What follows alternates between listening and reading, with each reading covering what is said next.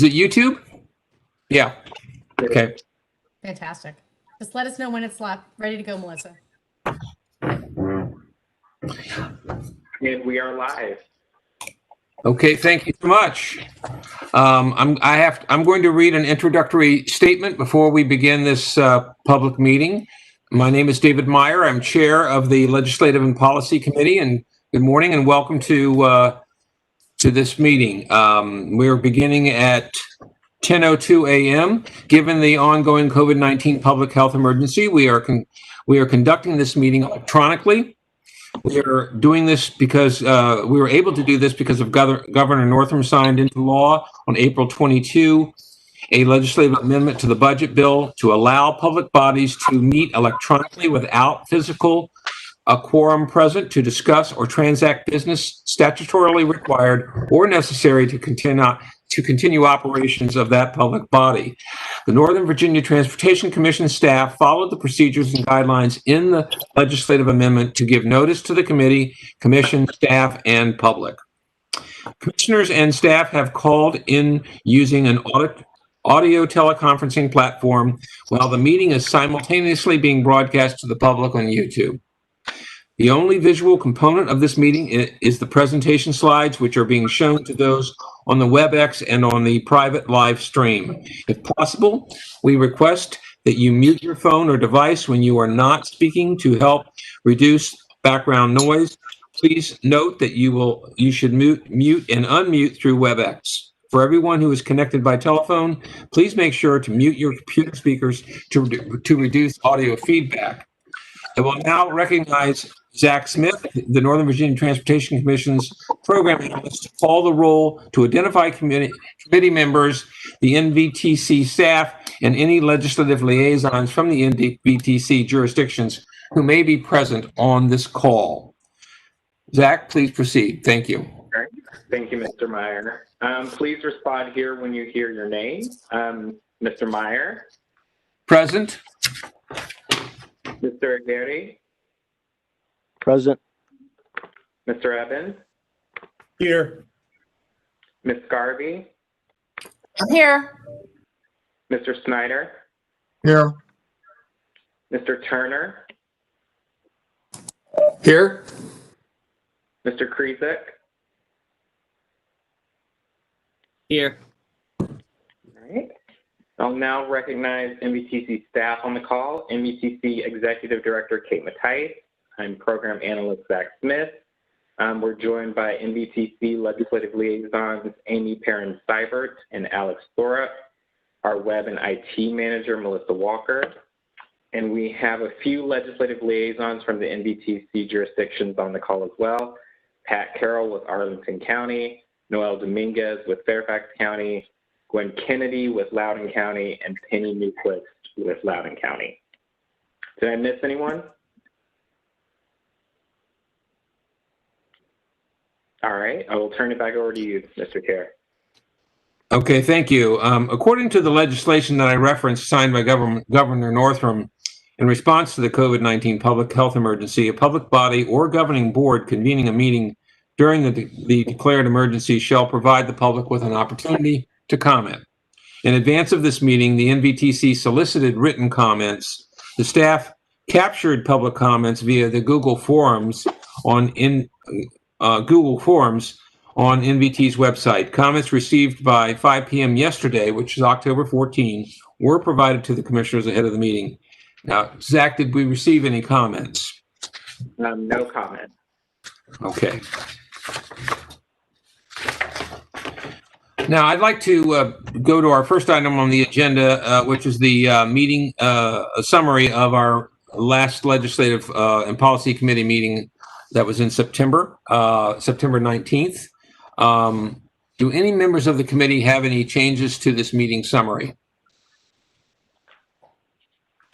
Okay, seeing none, I want to express my appreciation to all of you for participating in the meeting. At our last meeting, we talked about the 2021 legislative and policy agenda. Now, the staff has continued to meet on these subjects, and I'm going to ask for an update on the General Assembly and the Commonwealth's budget. And so I'm going to, is Amy ready to, yeah, I see Amy. Okay, I'm going to recognize you, Amy. Thank you.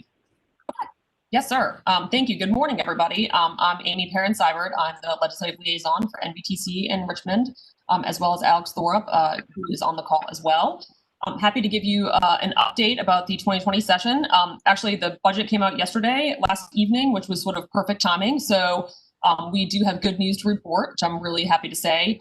The language that we had requested, allowing for the joint meetings of the public bodies to also be able to meet electronically, has been included in the conference report, which is great. So I want to say a big thank you to Delegate Sullivan, who put that in on the House side, and then Delegate Krizik and Senator Eben, who really helped us carry that through the process. So thank you to both of you for advocating with the Senate Finance staff and Senate and committee, as well as the House Appropriations staff and committee. So we really couldn't have done it without you guys. So thank you for that. We really appreciate it.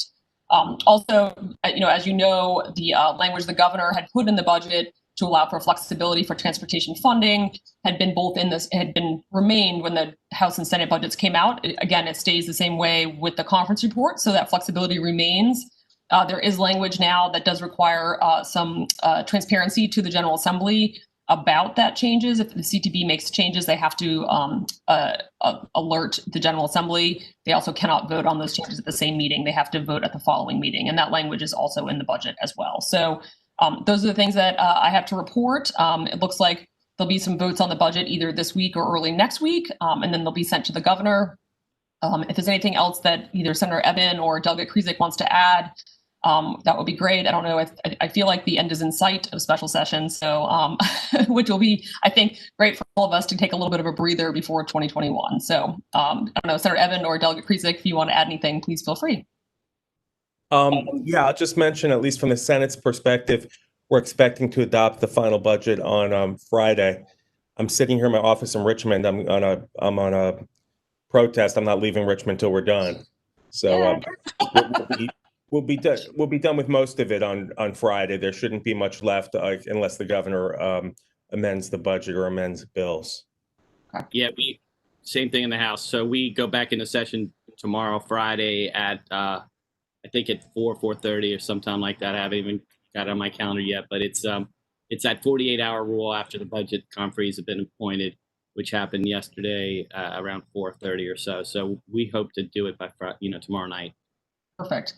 Quick question for both of you. So is what I've heard accurate that you guys are going to stay in recess, making the budget bill a 7-day bill for the governor, so he has 7 days to amend it and send it back down? Correct. Okay. And then after that, does it go into effect immediately, or is it 30 days after he signs it? It goes into effect once it's signed or his amendments are passed or defeated. But when you say the 7-day rule, part of this has to do with some differences over putting some redistricting language in the budget. So my understanding was we weren't going to come back to vote on that part until after the election, until after we know if the referendum has passed. Okay. Right, and that's why we're staying in recess rather than okay, so that we can quickly come back and deal with that. So do you see it? So you see a vote? You think you guys will deal with the governor's budget amendments after the election? Then that's sort of the plan. Yeah, very soon after. Right. Got it. Okay. That makes sense. Thank you. I appreciate that. It's helpful for everybody to know. Great. Okay. Great. Does anybody have any questions, or anybody's got any questions for any of us from the committee? Happy to answer them. Yeah, Dave Snyder, I do have several questions. First of all, overall amounts available for transportation, were there any changes in formulas? I know that NVTC has dramatically changed its I-66 program based upon the drop in toll revenue. If that's an example of the drop of revenue across the board, it seems to me we have some pretty serious issues. So I'd like to know more about where we are in terms of the bigger picture. Now, and as I understand this budget, this really amends the current year. This is not next year's budget, right? So correct. Tell me the top news in terms of the amount of money available for transportation, and were any changes made in allocation formulas between transit and highways, et cetera. Sure. I'll answer that a little bit, and then I'll let the delegates and senators chime in as well. And so there is no change to the sort of the pot of money is obviously, it depends on the revenues. And so we actually just got a new revenue forecast, I think came out yesterday, that included September, which actually looked much better. So we were doing pretty well. I think we're about 7.9%, if I remember correctly, over projections, which is better than we thought we were going to be doing overall. And that's overall for the budget. I don't know what that specifically means for transportation, but nothing in this budget touches the numbers all stay the same as they were before. What it does do is provide that level of flexibility to CTB to be able to move money around if they need to, obviously with General Assembly, as we said, transparency, so that the General Assembly knows what money they're moving around. But some of it's between capital as well as operating, and that includes the transit program as well as the transportation program. So that's all that changes in this current budget year, in the special session budget from a transportation standpoint. I don't know, Delegate Krizek, is there anything else to add there? That's your area of expertise. I mean, no, just to remind you that we will come back, the Appropriations Committee and the Finance Committee in the Senate will meet again in December, and we'll have the new reforecast from the governor, and that will and we will amend the biennium budget in its for the second year. And a stump, or the shorter year, I guess. But we're going to do that, and we should have that in the next session. So that's why we're meeting today, I believe, to talk about what we want to do for the next session and for our next budget, so we can amend the biennium budget with any necessary funds. And hopefully, you're right. Amy's absolutely correct. I mean, we did do better. I think it's almost $450 million better than expected. So that doesn't go directly to transportation, but it all helps. Mm-hmm. That's right. Let me just follow up. So why don't we compare where we are today versus where we thought we were going to be at the beginning of the year? In other words, you've talked about percentage increase over the projections. I don't recall the projections. So where are we today versus where we thought we would be in February of this year? I do not have those transportation numbers in front of me, and I don't know if Delegate Krizek does either. I think we'd have to get those. I don't think we have anything specific to transportation. Again, these are just these are our overall revenue numbers that we get on a quarterly basis, and so that's what we're talking about that just came back out. So I don't know how that trickles down. I mean, I think obviously we've had certainly some issues with people commuting less to work and driving less, but and I think that's obviously reflected in the I-66 program. But I don't think at this moment we can certainly look into trying to find those numbers from Director Mitchell and the Secretary of Transportation. Happy to see if we can find some of that, but I don't think we have that at the moment. Amy, I'm sorry. I'm sorry. If I just wanted to say that in the announcement yesterday about the revenues being up, it did also mention, I think it's that grantor's tax was part of that, which of course isn't for transit, but that's for other transportation. Mm-hmm. Look, I'll see if I can pull that up right now. I think Commissioner Snyder has a point though, because people are driving less gas tax and so forth, and that's right. In toll revenue that we're certainly not as going to see as much as we would have otherwise. It's not only toll revenue, but I assume the sales tax. I mean, yeah. I'm just trying to figure out, great, we're better than the projections, but how much lower were the projections and where we thought we would be? I'm just trying to get a bigger picture about how bad the economic hit is actually, so that all across the board, we can set expectations based upon the money that we have available, as opposed to the money we thought we were going to have available in February, if you know what I mean. Sure. I mean, I know in the press release too, Alex just was letting me know that sales and use taxes fell about 3.3%. So, I mean, I think you're right. Those numbers overall are better. Some pieces are not as good. And so I think what we'll have to do, sir, is we'll have to find out that information and have the folks in the transportation section give us that data. We just don't have that available. I think kind of like a big picture answer is we're down almost $3 billion 2.7 billion. That's our shortfall that's what we project. So, I mean, this is a unprecedented, not normal situation that we're facing. And so the budget we did was quite conservative, and we kept the rainy day fund untouched. So we still have the ability to weather even more downturn, but it's going to make it difficult for planning for the future. But we've got that's what we're going to talk about today in this committee meeting, I think, and then what we can ask from the General Assembly, and but we can get those numbers for you, and I think we should have that for everybody. It's important.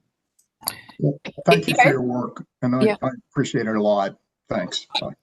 And I think Mr. Snyder's comments obviously are quite cogent, and it would be helpful if we could get those numbers to this committee for the next regular full commission meeting. And we certainly don't know what's going to happen, and it appears that nothing on the federal level as far as additional aid to states and local communities is going to happen before November 3, obviously. And once the election is over, perhaps we will have a better perspective on what may be happening in January on the federal level.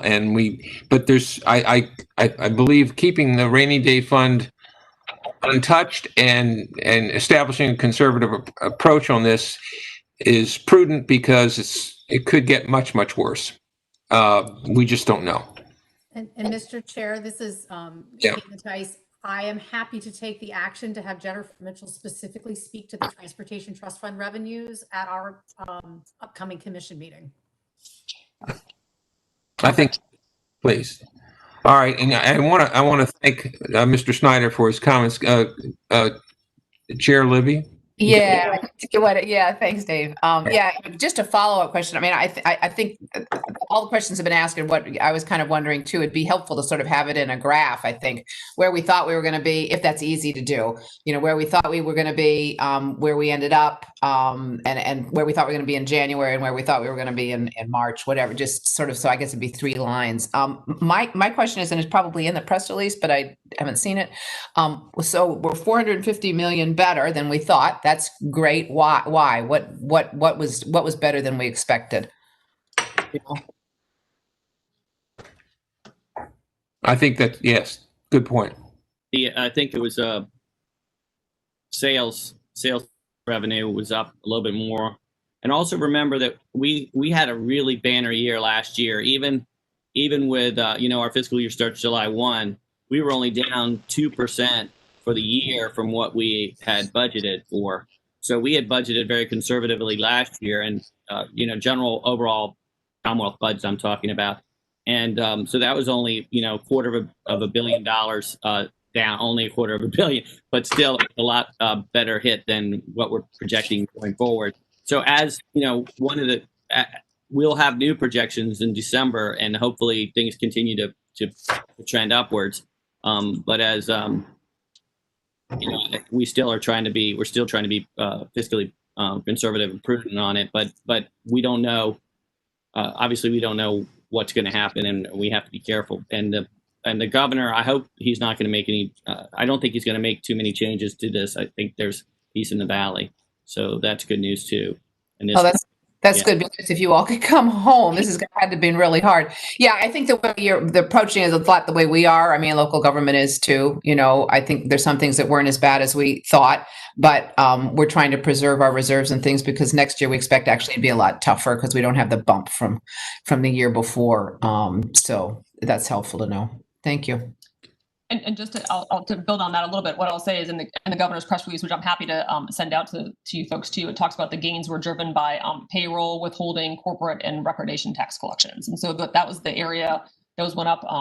The collections went up overall 9.9%. But as I said before, sales tax and use tax was down 3.3%. So it's definitely different pieces of the puzzle that are driving that increase. But I'm happy to send out that. I can send it to the legislative committee. I'll send the press release out so you have it. Yeah, thank you. I'm sure I probably should have seen it anyway. And There's we a lot of them. It's okay. Sorry. Oh, my. And then refresh my memory. I believe there was it was a few years ago, right? We went through a big battle about whether we could take sales taxes from online sales. And I think we do got that now. we're able to do that now, right? We do. Yes, Yeah. ma'am. Yep, Mhm. thank God. I mean, if we Yep. didn't have that, yeah, exactly. All right. I do just like to give a little credit where credit's due. Thank heavens that happened. Thank you. Right. Yeah. You're welcome. You're welcome. Yeah. Big boon to us. We that was that Wayfair decision in South Dakota a year and a half ago. Let me also say that one of the other challenges is that we've had to spend money on things that we didn't expect to spend money on. I think we put in something like $80 million for eviction prevention. So so not only is the is the budget last, we had to reprioritize due to the COVID pandemic and the economic situation that resulted from that. So keep that in mind, I guess. Right. Mr. Chairman, this is Mike Turner. Ben, this question: if a relief package comes through, the most recent one's 1.8, which includes 300 billion for states and localities. If heaven parts the seas and somehow we come to some kind of a conclusion with the relief package, which I'm doubtful about, and some of that comes to Virginia, have we staked out a transit claim to a portion of whatever comes to Virginia preemptively, or are we going to? I mean, if it happens, it would be nice if we had our ducks in a row as to what we're going to ask for out of part of that place, or is it all going to get eaten up in other programs? I think it's a good question. Kate, do you know the on a granular level that 1.8 package, whether it had categorical allocations for transportation at the state level? So indeed, the various versions of the HEROES Act that have been put forth do use the existing Federal Transit Administration's formulas with some modifications. So in some ways, there is a predictability as how that money would be allocated. There's a little bit of nuances. So what that typically means, especially for Northern Virginia, is we do have certain transit agencies that are designated federal recipients, which means that they follow a lot of the federal requirements. And that for us, most notably, is WMATA, and then VRE and PRTC. But as you know, there were some arrangements that were made to give some benefits to our localities. So likewise, if there is a benefit from the CARES Act, it would likely be seen in how our jurisdictions are contributing to their WMATA and their VRE bills. That's probably the most notable. But it's not that it can directly be going to transit agencies that are not currently in that federal space.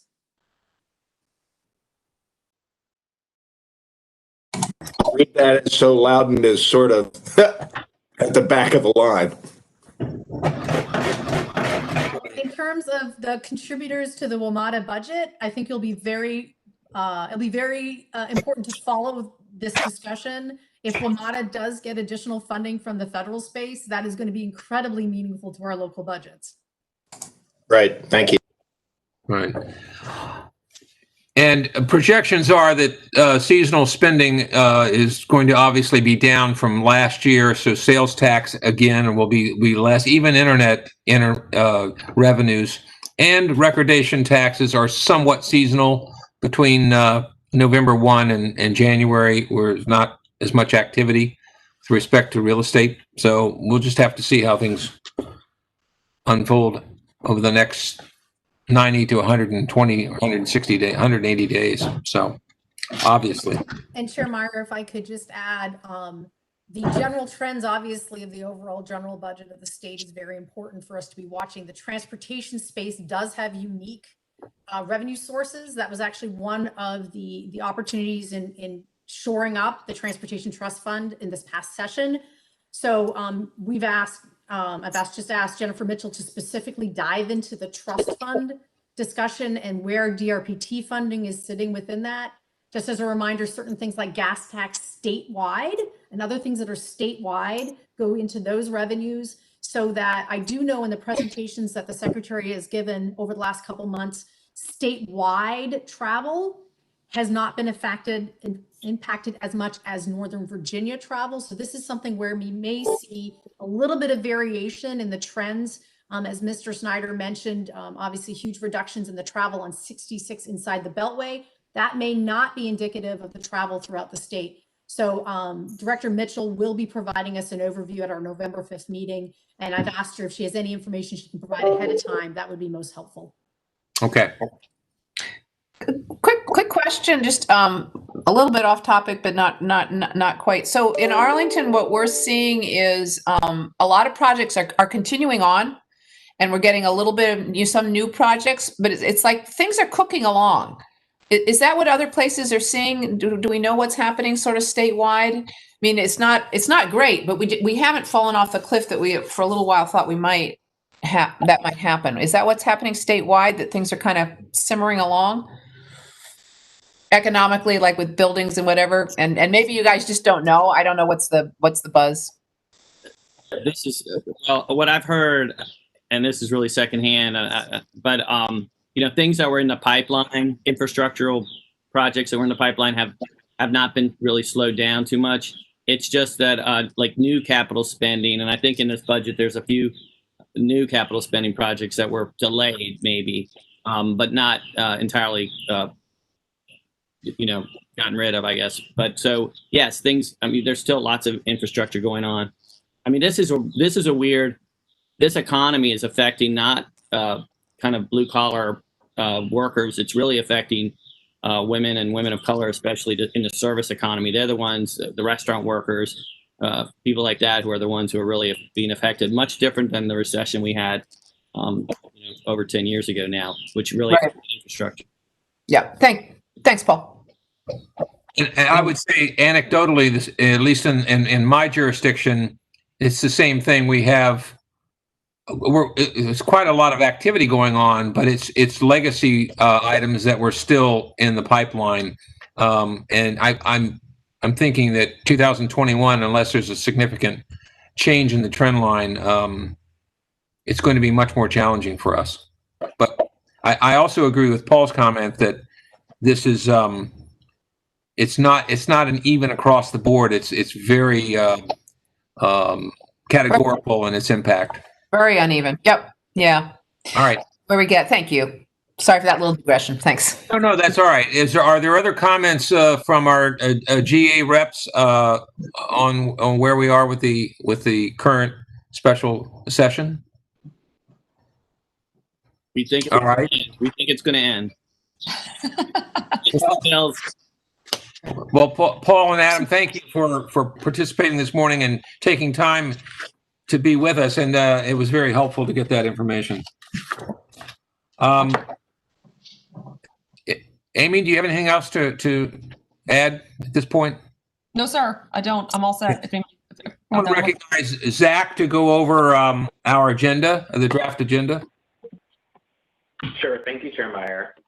So the materials that were sent out last week have a little bit more in-depth explanations as to why certain policies were included in our 2021 state and federal policy, legislative and policy agenda. So I'll just give a brief overview of what's included. So our primary priority this year is still to protect and preserve the existing funding streams and transit programs. And so that is number one on our list here. We've also included language on the importance of transit and promoting equity in our community. And so we've included that as well. And we've included one addition since our meeting last month, and that's to support the Transforming Rail in Virginia program. And that was essentially in support of the Long Bridge improvement, Governor Northam's announcement last December about the investments in rail and the Virginia Passenger Rail Authority. We've also included... Could I ask a question about... What questions, Mayor Meyer, at the end? Why don't I'll reserve my question for then, but I do have a question specifically on Long Bridge, but I'll wait until we're done. Thanks. Okay. I just have a couple more here.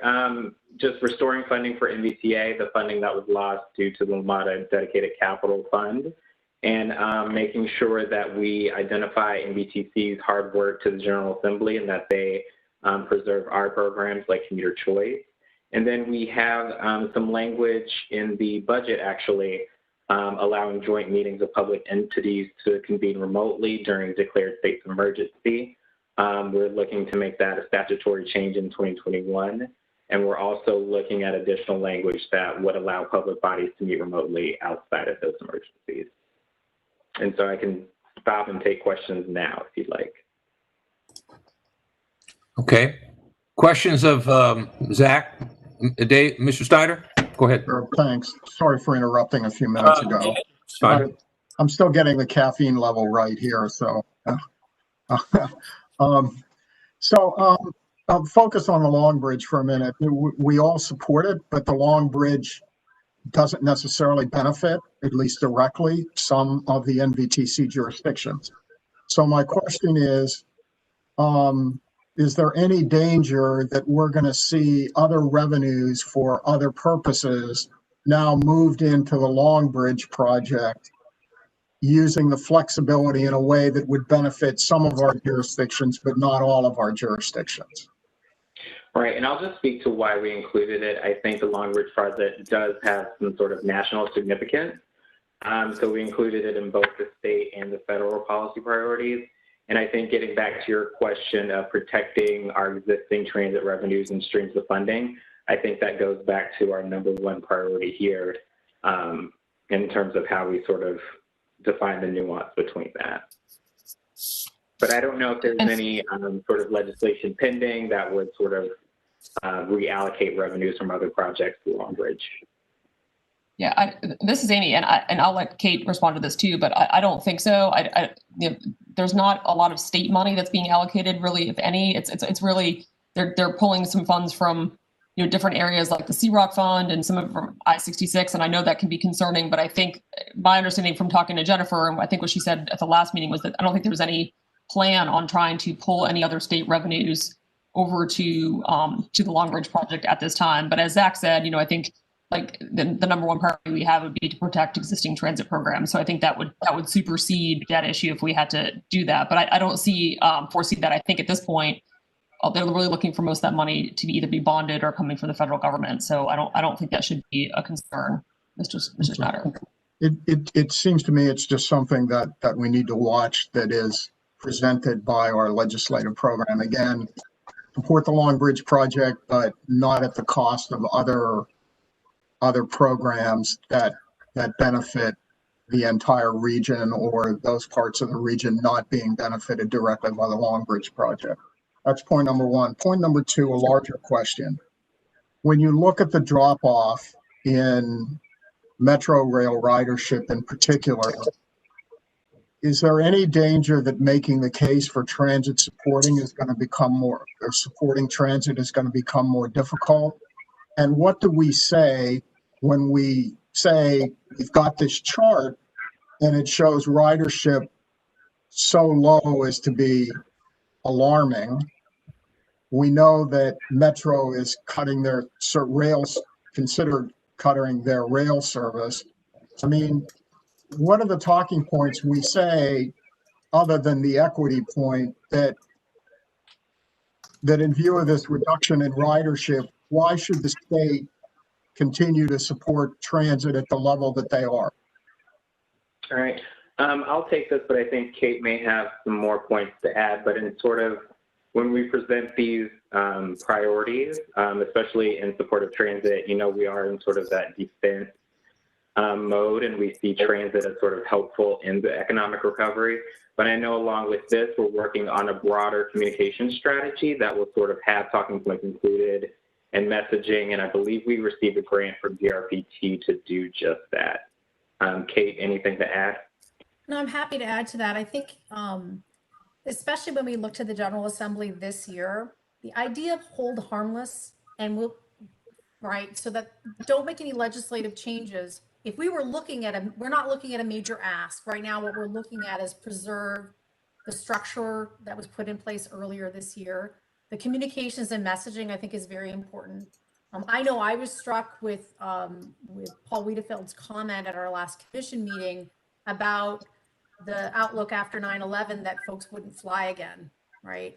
And so I think we're right now at a period of uncertainty to know how travel behavior is going to be changing, and perhaps having a conservative approach, which is just holding harmless right now in the structural things, so that we can be looking at how things change within the next 6 months, 8 months to a year. So what we are not doing is asking for anything big on the state space. We do have, some COVID relief related things on the federal space, but this is intended to be, we had some amazing opportunities over the last several sessions to shore up transit in particular. Let's keep that going right now and not change things while we're in the middle of a crisis. This is Paul. I agree 100%. That's going to be the message that resonates the best. I would not discount, David, the equity argument. That is a fundamental tenet. I mean, one of the reasons we support transportation as well. So public transportation is necessary. It's that argument is should win the day on its own merits. Dave, if I could just throw out something that I've said a couple of times in this, and I think in this group, or maybe the larger group.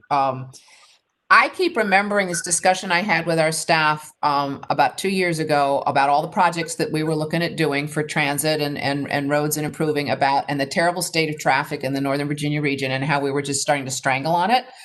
And what she said to me was that everybody had met. I think this was a COG meeting, Kate, and I apologize for repeating myself, but I think it's really important. The point was that even if we did everything, and we didn't think we could, we were still going to be like just barely holding our own.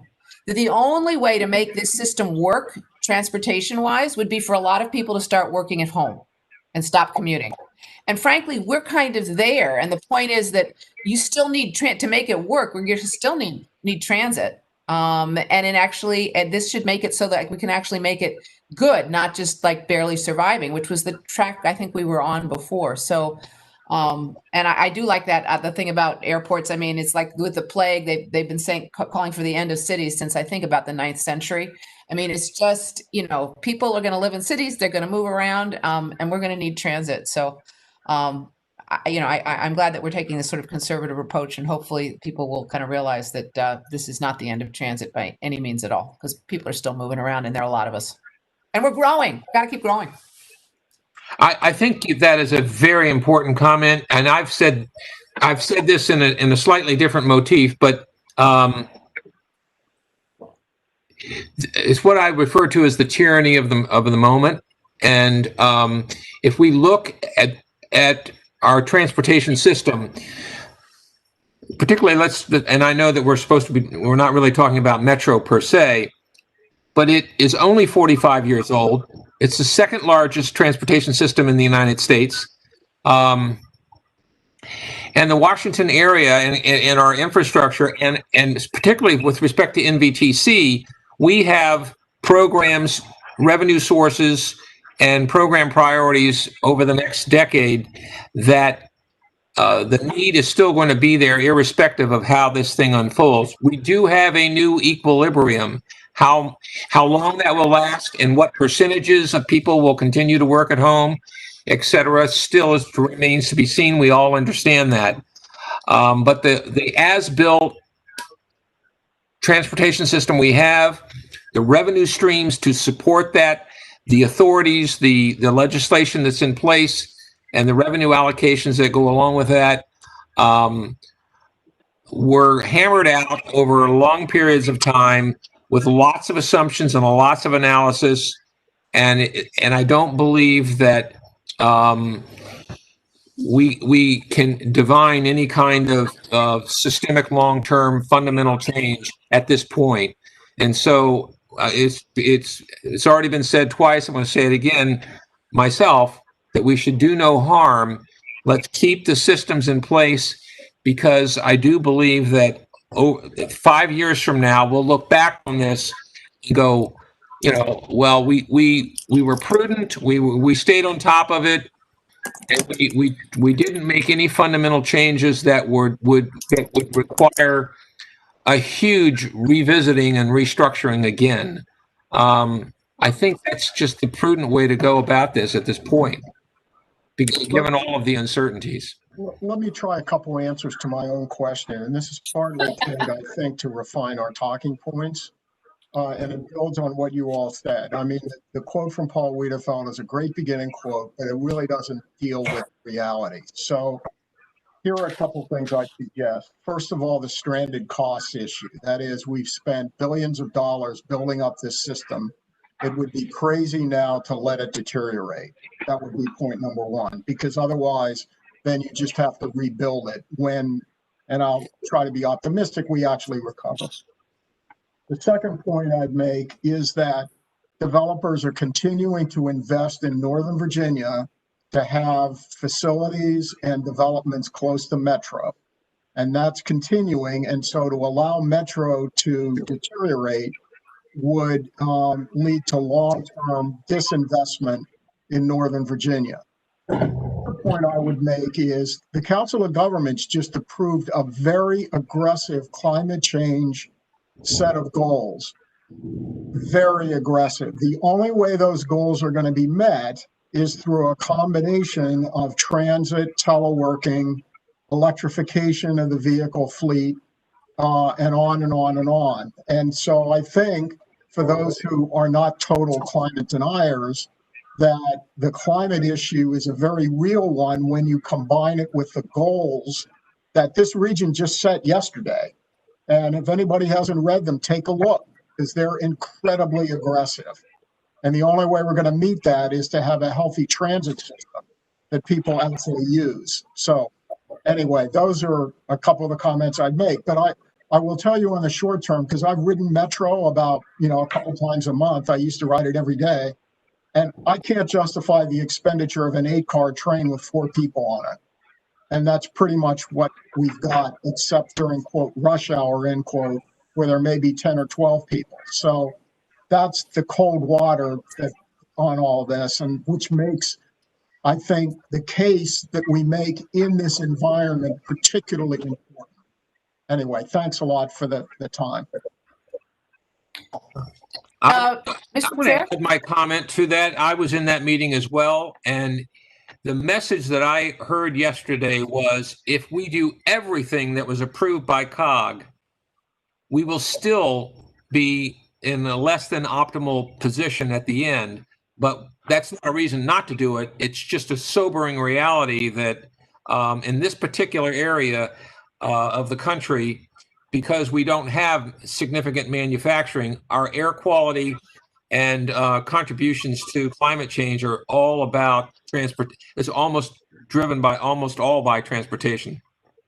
So, and building consumption. Buildings. Buildings too. I get it. Those are the two. But that was a very sobering observation, Mr. Snyder. I appreciate that.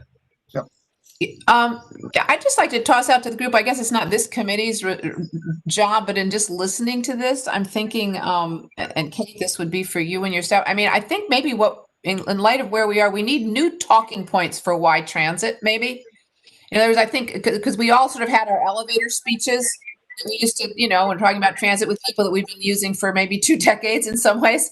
And then suddenly with COVID, I think things have changed a little bit, and it could be that all of us electeds at some point could use a little bit of an elevator speech or a little help, kind of, encapsulating the why transit it continues to be important despite the situation we're in. So I've just tossed that as a suggestion because it might help our advocacy. Because I think we're going to. In fact, thank you for that suggestion, Ms. Garvey. As Zach is mentioning, this is actually, our plan is to have the legislative agenda with the talking points.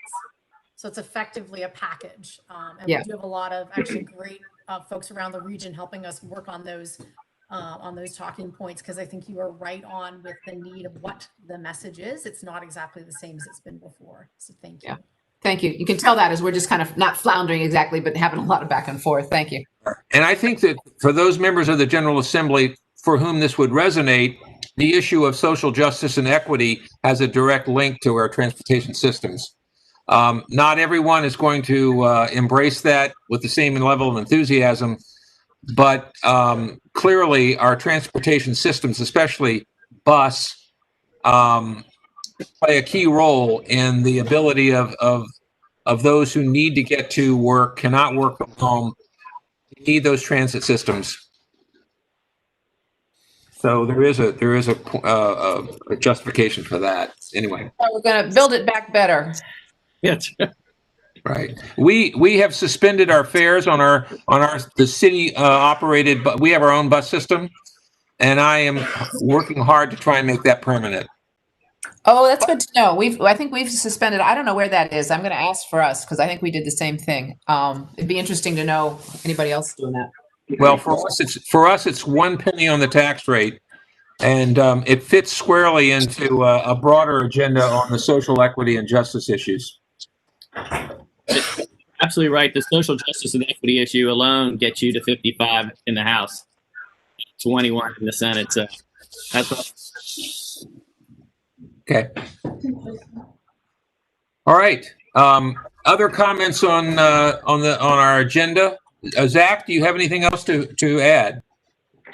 I do. Just briefly, I'll touch on the federal side. So a lot of this should look familiar from last year. We continue to sort of champion reauthorizing dedicated federal funding for WMATA. Again, this is the $150 million that goes to state of good repair projects each year that needs to be reauthorized. We have support for any additional COVID-19 relief funding for transit agencies as part of the agenda. Continue to push for a surface transportation bill that prioritizes transit and a fix to some structural issues within the Highway Trust Fund, which funds transit and highway projects. And then finally, we include identification of federal funding and financing options for Long Bridge. Any other comments on the federal priorities? Just a big thank you to everybody. A lot of work goes into doing these. Thank you. Yes, agreed. Adam or Paul, do you have any comments on the federal side of this? Not. All right. Any other members of the committee have any comments on this?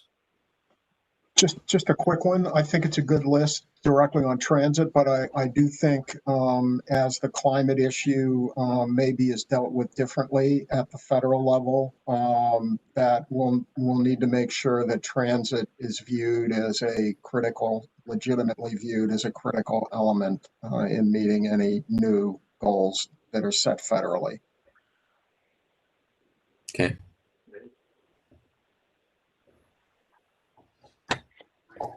All right. If there are no other comments, I guess my going back to the fundamental question: is there a consensus that we take this agenda to the full commission at its next meeting? Yeah, Mr. Chairman, if you need a formal motion, I would move that we recommend this to the full commission. And I'll second it. Okay. Motion was made by Senator Even and seconded by Chair Garvey. Since we're on a virtual meeting, I will ask, are there any abstentions or objections to the motion? Mr. Chair. Yes. I don't have an abstention or objection. I actually have just a question for clarity. And I don't know where this fits in on the agenda. It might be towards the end, but I'll just throw it out there. I know that there was some discussion around FOIA for the FOIA Council in terms of electronic meetings. I don't know if we could touch on that now, or if we could wait till the end to touch on that. Well, Kanick, I think that's a good point. I noticed at the last, I think it was on the preceding slide, the last item was making some of our remote meetings permanent, irrespective of whether we're still in an emergency or not. Is that what you're referring to? Yes, that, and I think there's we're allowed 2 per calendar to participate electronically, but there's a potential for 10% of the meetings to be done electronically. So I don't know if anyone could kind of touch on that topic a little bit. And I just want to thank Kanick. Thank you for bringing this up. I meant to. I was thinking it was coming up later, but it's right here. I totally got sidetracked. Thank you for bringing this one up. I'd like to talk about it too. Sure, Amy, and I'm happy to talk about that. And so just to clarify what we put on this agenda, and also to sort of expound a little on the piece of electronic meetings outside of the pandemic, one of the things that we have to do during 2021 is update the language in the code to make sure that pandemic language is in there, because right now it's just in the budget. And so we need to move it into the actual statute. So we're going to need to work on that and fixing up the language a little, because when the governor put the language in the budget, they also put language in there about community associations. And so we need to kind of clear that up and put those probably in two different sections. So we need to do a little bit of that. The FOIA Council in Virginia, the electronic meeting subcommittee, is supposed to be looking at that issue and perhaps talking about that maybe next week. I need to call actually over there and see. It's not currently on the agenda, but it might be. So that's the first thing, is to kind of get a good foundation for what an electronic meeting process looks like during the health pandemic like we have now. And then the other issue that I know that Ms. Bennett Parker had brought up to us, that we talked about at the last sort of staff meeting about this, is the issue of looking forward about whether or not you could do more participation by electronic meetings outside of pandemics. And Alex and I talked a lot about this sort of internally, and we've talked with Kate and other folks. And I think this is one of those situations where it's a very difficult thing to sort of handle in a virtual way, meaning that there's a lot of stakeholders that have to be involved in that. Because when you talk about public bodies, it's not just city council or county supervisors and regional public bodies. It's also boards of higher education. It's it's executive branch agencies. So it's a really big issue to have to deal with. And there's a lot of different sort of meetings, whether it's people meet quarterly, people meet monthly, people meet once a year. So I think there has to be a lot of looking at how you handle that. So my suggestion, and I would sort of, love some feedback on this, but I think that the place to probably do this is to sort of perhaps this year in 2021, request the FOIA Council to look at this issue so that they would, that they can try to look at that and have that body be the one that sort of brings all those stakeholders to the table, because there's so many stakeholders. Because I think it's going to be really critical to have VML and VACO and then the open government folks at the table, as well as all these other bodies. And I think, we are a part of that conversation. I just don't think we're the lead on that conversation, but I think we need to be in the room and be part of it. But I think it's a lot bigger than we sort of think it is. It's just because it affects so many other, because when you talk about public bodies, electronic meetings, it's all public bodies. It's not just our regional public bodies. And so my suggestion, and I think especially after, participating during the special session electronically, not being able to get into a room and actually having those conversations with those people and kind of working it out, I think it's something that really isn't achievable, especially now that we're already mid-October, to be able to do in 2021. So I think taking that year to look at that, I think having a good foundation, and really kind of, we've sort of had this sort of essential pilot program during the pandemic to see how electronic meetings work, what's good about them. And I think it's provided, I think, an opportunity too for the open government folks to see that this process can work. The question is how often, what's the quorum issues, and how it affects all those public bodies. So that would be my suggestion, would be to sort of focus on maybe perhaps doing a FOIA Council study. So we have a bigger body that can bring all those stakeholders to the table to look at this issue. So, I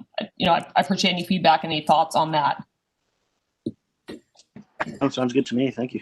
I would just echo that, the General Assembly itself, the House, we probably are going to continue to meet online for the next session as well. So this emergency isn't going away anytime soon. But there's this is a big issue, and we should definitely be in the room. Thank you. I'm really glad. I think the holistic, I was wondering if you could take the smaller little bite and just carve a little thing out for, NVTC, but probably the larger approach is better. And I think you're right, Paul. Even if we get a vaccine, it's going to be a while to get it spread. And there are going to be people who are in the quote, vulnerable categories, which is anybody in my age group.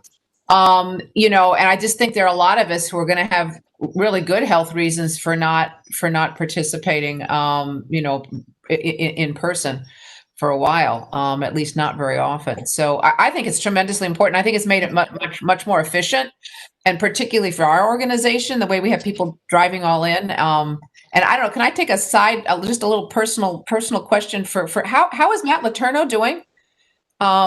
Because I find myself thinking about him when he comes back, which I hope he will be. It may be a while before he get my. Sorry, I caused some feedback there. It's Mike. He was at our finance committee meeting the night before last, and he hung in there for about 90% of the meeting till our last item, and we were in there until about 11:15, I guess. And he's doing well. He's got some vertigo when he walks around that he's still working with. And there's some other issues. I don't want to get into the details. That's up to Matt, but he's doing he was pretty badly injured, and for him to chair a meeting of that length, I thought was duty above and beyond. We were all trying to chase him out of there earlier. It's going to be a while until he's 100%. It was pretty serious. Yeah. Oh no, I know. That's good. I meant to be sending him a note, which I will do.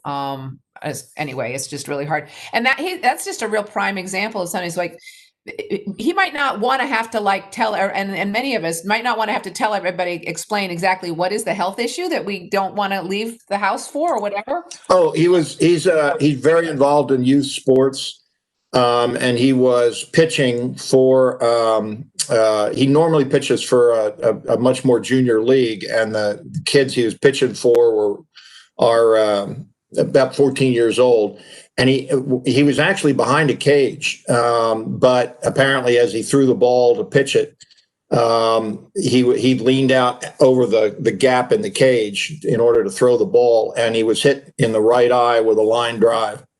And it fractured his eye. They're cautiously optimistic his eye will come back to full strength, but it fractured the frame of the eye and the back of the eye socket, and he got a concussion. So it's quite an injury, and he's hanging in there. And we were all proud of him for doing as well as he did the other night. But it's good. Yeah, no, that's great to hear. I was thinking, as this is an example, when you get to, it's like no fault absentee voting kind of thing, that you shouldn't have to justify needing to not be at a meeting physically. But thanks a lot for that update, Mike. Appreciate it. Sorry, thank you all. Sure, you bet. And Libby, I appreciate this discussion and Canik bringing it up with respect to these public meetings. And with our representatives from the GA on the line, I would say that we have to remember here that the Commonwealth of Virginia is one of the most diverse states in the country, and there are significant portions of the state at the towns and county levels and other parts of the Commonwealth that simply do not have the IT infrastructure to be able to do some of these meetings. So as we move forward, we need to recognize there's a tremendous amount of variation in capabilities. And so any legislative approaches should take into account that tremendous variation. The big it back better. Take it away, Paul, right? I mean, to get everybody connected. Thank you. No, and one of the things we just put in the budget is a lot more money for broadband expansion too. And I mean, that takes time. Could be anything that's invested in broadband this year, it's another year before it really starts to pay any dividends. But you're absolutely right. I mean, we've got, even in my district here in Mount Vernon, there's plenty of people who have broadband access, but the affordability is another issue altogether. So if we want the public to be engaged, we need to be able to allow them the opportunity to get online. And certainly some of these smaller rural areas especially don't have the broadband, let alone the IT folks that have the, that can do the job. So you got, NVTC, we have a really great staff and experts. The General Assembly has the same thing. I mean, we have an amazing group of people. They created a whole software they gave us all voting pads and everything using iPads just for voting. And they planned this all out so that we could do that remotely. But it does take a lot of infrastructure, a lot of IT people and expertise. Right. This is an equity issue that the Virginia Municipal League has been monitoring even before the pandemic. So I'm glad to hear that you guys are certainly aware of all that and addressing it. That's good. Canik, do you have any other comments on that particular subject? No longer with us, or okay? I'm good, Mr. Meyer. Okay. All right. Thank you. Any other comments with respect to the draft legislative agenda for the state and/or feds? I guess my question to this committee then is: we have a motion that's been made and seconded, and I was asking if there were any abstentions or objections. If there is none, I will note that the motion has been approved. Okay. All right. I'm going to recognize Kate to talk about the December 7th virtual NVTC PRTC legislative briefing. Fantastic. And again, just to step back for a second on process, what we're going to be doing with the legislative agenda is presenting it to the commission in November, the November meeting, for approval in December. So obviously we're going to continue to refine. I've heard some great language that we can add in there. So we very much appreciate all of your contributions to that. So indeed, we are working towards our December 7th joint legislative briefing. It will be an online format on that Monday morning from 9 to 11. Just a little update from before. We do have confirmation that Secretary Valentine will be there. If she's not, we will absolutely get Nick Donahue or Jennifer Mitchell, because sometimes schedules change. We have also put invitations out to Senator Kaine and Senator Warner. And so we're working through that to be have them join us and give the federal outlook.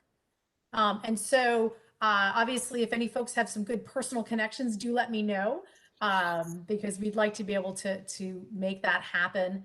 And likewise, another part of that agenda will be having Paul Wiedefeld, Rich Dalton, Bob Schneider, and myself talking about transit within our region and the legislative priorities of the transit agencies within our region. So we did say send the date, save the dates, got sent out last week. And I think we already have something like 60 or 70 people RSVP'd yes. And we didn't even send it with an agenda. So, so things are working very well for that. We do plan on holding it in a webinar format, such that the speakers will be there and available on the screen, but those who are joining us, since we have such large numbers, will be providing questions and answers through a chat mechanism, so we don't have to worry about rogue muting and noises in the background. So I'm happy to answer any questions about that legislative briefing. Any questions about the December 7th event, members? Okay. I'm going to call on Zach and ask him if there are any other key dates between now and January that you'd like to talk about. Just a couple of reminders that were already said during the meeting. So the commission will be briefed on the legislative and policy agenda at the November meeting, and they'll consider it for approval in December in advance of the virtual legislative briefing on the 7th. And just a reminder that the General Assembly session will convene in 2021 on January 13th. Any other comments on these milestones? All right. Any other comments for the good of the order with respect to this committee meeting this morning? I had one personal comment other than thanking everybody. If Kanik is still here, I need to talk to him about something differently, and I'm trying to use the chat and he's not responding. But Kanik, I need to talk to you. I don't have your phone number. No problem. Yeah, I'll send you a chat right now. I'm on my phone, so it makes it a little bit difficult to see everything. Oh, okay. If you can send me your phone number, that would be great. This is the virtual equivalent of pulling somebody aside. I'm sorry about that. That's okay. What time is that December 3rd meeting? I'm sorry. December 3rd. Yeah. What is the time, Zach, for the December 3 meeting? 7? The meeting on the 7th, I believe, starts at 9 a.m. Oh, yeah, I'm third. Oh, the 3rd. It's 7 p.m. It's our standing meeting. Okay, thanks. I don't have it on my calendar. I'm going to put it on now. Thank you. And then December 7 is at 10 a.m., correct? 9. Oh, 9. Okay. 11. Yep. So yes, indeed, our commission meetings are a fixed 7 o'clock. Typically the first Thursday of every month. There's some exceptions in that, but. All right. Thank you. Sorry. All right. Other comments?